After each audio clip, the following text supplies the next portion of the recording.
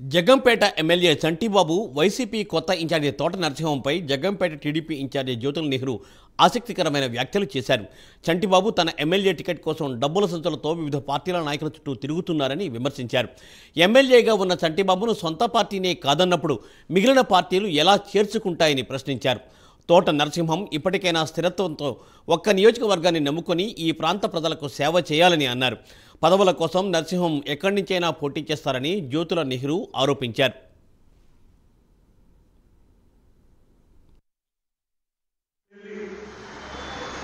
ఆయన చెప్పింది విన్నాం, నమస్కారం పెట్టాం, శ్రీకాళకి వెళ్ళడానికి వచ్చేవాళ్ళం వచ్చేసాం.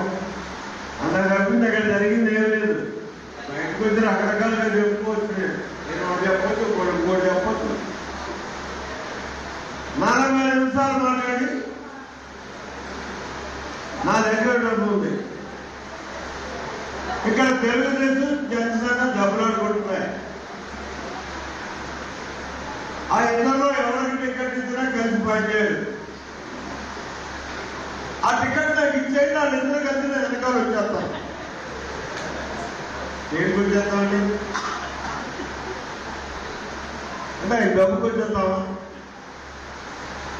డబ్బు అన్నదే ప్రమాణం అనుకుంటే రోజు డబ్బులు ఎదుర్కొని పనిచేసేటటువంటి పరిస్థితి జ్యోతులు